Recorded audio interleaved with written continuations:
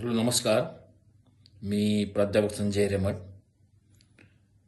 महाराष्ट्र विधानसभेची निवडणूक याबद्दल मी भाष्य करणार आहे. नुकतंच आपल्याला माहिती असेल की महाराष्ट्रामध्ये 20 नोव्हेंबर 2024ला एकाच वेळी 288 मतदारसंघामध्ये निवडणूक पार पाडली आणि त्यानंतर 23 नोव्हेंबर 2024ला शनिवारी या मतदानाचा निकाल बाहेर आला. ह्याचे विश्लेषण जेव्हा आपण करतो त्यावेळी आपल्याला काही गोष्टी समोर स्पष्ट होतील. महाराष्ट्रातील मतदारांनी दिल्लीपासून गल्लीपर्यंत सर्वांना एकाच जमामध्ये चकित करून टाकले. सर्वसामान्य म्हटल्या जाणाऱ्या मतदारांच्या हातामध्ये किती प्रचंड ताकद असते आणि ही ताकद हे मतदार कशी वापरतात याचा अनुभव महाराष्ट्राने घेतला. कोणत्याही एक्झिट पोलवाल्यांच्या आकलना पलीकडचा निर्णय महाराष्ट्रातील सुजाण मतदारांनी दिला. या निमित्ताने भारतीय जनता पक्ष, शिवसेना आणि राष्ट्रवादी काँग्रेस या महायुतीतील त्रिमूर्तींचे त्रिवार अभिनंदन.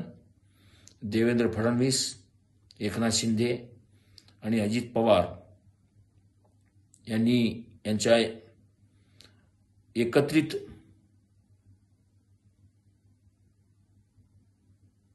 व्यूहरचनेला आणि अथक परिश्रमाला त्रिवार अभिनंदन, त्रिवार वंदन.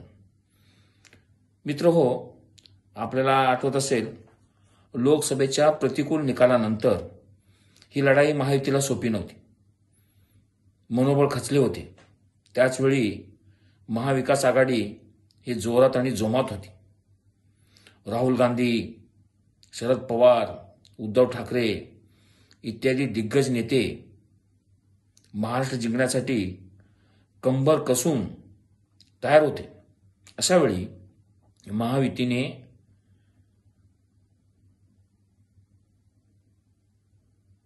अपयशाच्या जबड्यातून विजयश्री खेचून आणली. हे विशेष आहे. लोकसभेच्या पराभवानंतर महायुतीच्या नेत्यांनी ही धोक्यांची घंटा समजून निर्णयांचा अभूतपूर्व धडाका लावला. सवलतींची खैरात केली. त्यामुळे प्रचंड यश या महायुतीच्या झोळीमध्ये लोकांनी टाकले. सर्व एक्झिट पोलवाल्यांचे निष्कर्ष फोल ठरवत महायुती जोरात मुसंडी मारत 232चा आकडा गाठला. महिला मतदारांनी महायुतीच लाडकी असल्याचा निर्विवाद कौल आपल्या मतदान यंत्रातून दिला. महायुतीच्या या अनपेक्षित झंझावाताने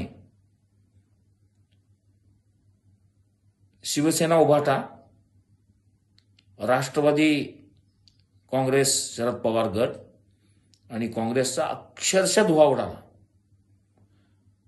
आधुनिक अभिमन्यूंनी चक्रव्यूह यशस्वीपणे भेदला असा निष्कर्ष यातून निघतो. त्याचबरोबर जेव्हा आपण बारकाईनं या निवडणुकीकडे बघतो, आपल्याला आठवत असेल की लोकसभेचा निकाल ते महाराष्ट्र विधानसभेची निवडणूक या काळामध्ये महाराष्ट्र हा अशांत आणि अस्थिर होता. या काळामध्येच एकीकडे मनोज जरांगे पाटलांचे आक्रमक आंदोलनामुळे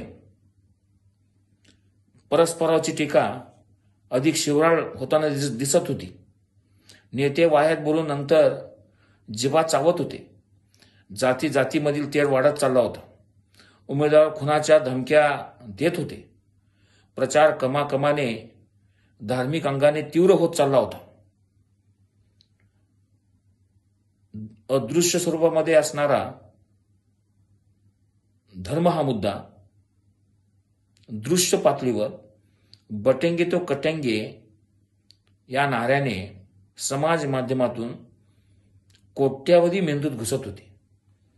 सदा सर्व काळ अदानी आणि धारावी या मुद्द्यावरून महाविकास आघाडीची आदळापड सुरूच होती.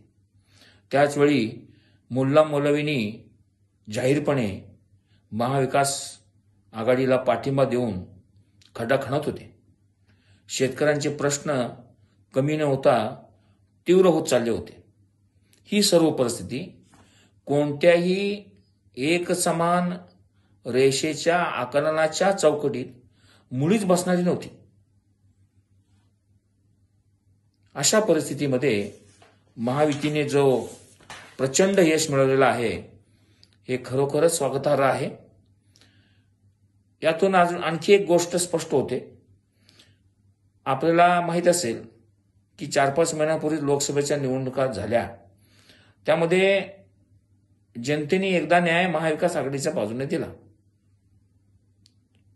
दुसऱ्यांदा इतक्या तीव्रतेने याच महाविकास आघाडीला जनता धुडकावेल किंवा धुतकारतील असे मुळीच वाटले नव्हते.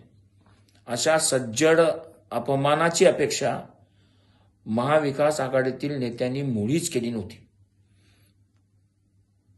आपल्याला यावरून एक सांगू इच्छितो. एक स्पष्ट यातून बाब होते ते म्हणजे मतदारांनी जर मनात आणले तर किती कमी काळामध्ये ते विचाराचा दुसरा ध्रुव गाठू शकतात